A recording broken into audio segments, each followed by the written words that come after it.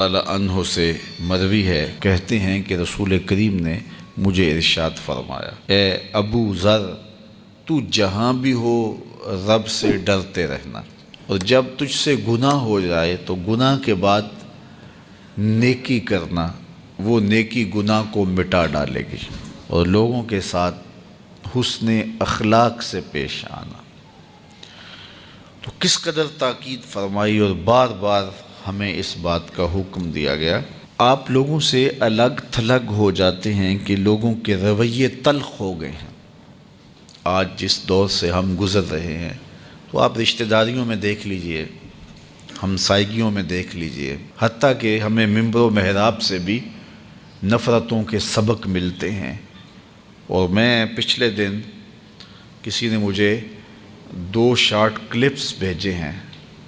یقین جانیے گا کہ میں آپ کو سنا نہیں سکتا، اس میں جتنی غلیظ اور گندی زبان استعمال کی گئی ہے۔ تو جب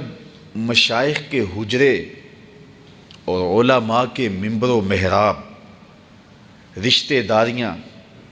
گلی محلے اور ہمسائیگیاں، دوستوں کی نجی مجالس اور محافل رویوں کی تلخی سے بدبودار اور متعفن ہو جائیں تو نرم اور لطیف طبیعتوں کے حامل لوگ پھر کنارہ کشی کا سوچنے لگ جاتے ہیں۔ لیکن اگر کوئی بندہ خیر کی اور اچھائی کی نیت سے لوگوں کے اندر گھل مل کے رہے، تاکہ اگر یہ رویوں کی تلخی سے ماحول کو مسموم کر رہے ہیں، زہر آلود کر رہے ہیں، تو میں پیار کے گلاب بھی لے کے آؤں، کچھ تو تلخی کم ہوگی۔ میں شہد لے کر کے آؤں لفظوں کے، تاکہ کچھ تو مٹھاس پیدا ہو۔ تو آئیے اس پر حضور کا فرمان سنیے۔ وہ مسلمان جو لوگوں کے اندر مل جل کے رہتا ہے اور ان کے رویوں کی تلخیاں محسوس کرتا ہے اور اس پہ صبر کرتا ہے، وہ معاشرت چھوڑ کے بھاگ نہیں جاتا،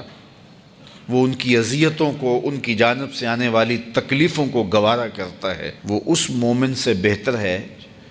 جو برداشت کرنے کی سکت نہیں رکھتا اور کنارہ کش ہو جاتا ہے کہ یہ زہر آلود ماحول میرے موافق نہیں ہے، تو وہ ایک گوشے میں بیٹھ جاتا ہے اور لوگوں سے الگ ہو جاتا ہے اور مخالطت نہیں کرتا۔ تو فرمایا اس سے وہ بہتر ہے جو معاشرے کے اندر رہ کے تکلیفیں گوارا کر لیتا ہے، لیکن اپنے پیار کی خوشبو سے ماحول کو معطر کرنے کی کوشش میں لگا رہتا ہے۔ چونکہ اگر سارے لوگ الگ ہو جائیں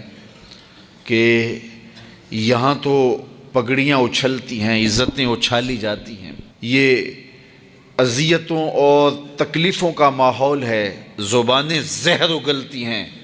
چنگارے نکلتے ہیں لوگوں کے منہوں سے، تو پھر میں کنارہ کشی اختیار کر لیتا ہوں، اور وہ بالکل تنہا اور کنارہ کش ہو جاتا ہے کہ رشتہ داروں کی زبان پکڑی نہیں جا سکتی، ہمسایوں کی زبان روکی نہیں جا سکتی، معاشرت کے اندر عدم برداشت ہے اور لوگوں کے لہجوں کے اندر زہر گھلا ہوا ہے، ممبر و محراب سے بھی خیر کی آوازیں سننے کو نہیں ملتی، تو اب میں کیا کروں، میں الگ ہو جاتا ہوں۔ تو پھر سارے لوگ الگ ہو جائیں گے تو پھر یہ گٹر اس کو صاف کون کرے گا؟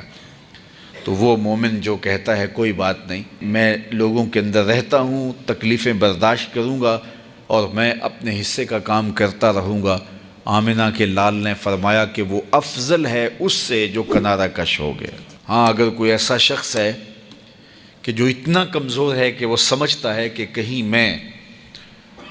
یہاں اپنے آپ کو بچا ہی نہیں پاؤں گا تو میں بھی ان کا ایک فرد بن جاؤں گا،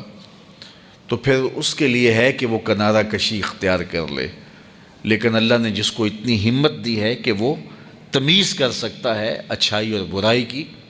اور خیر اور شر کا امتیاز کرنے کی اللہ نے اس کو طاقت دی ہے،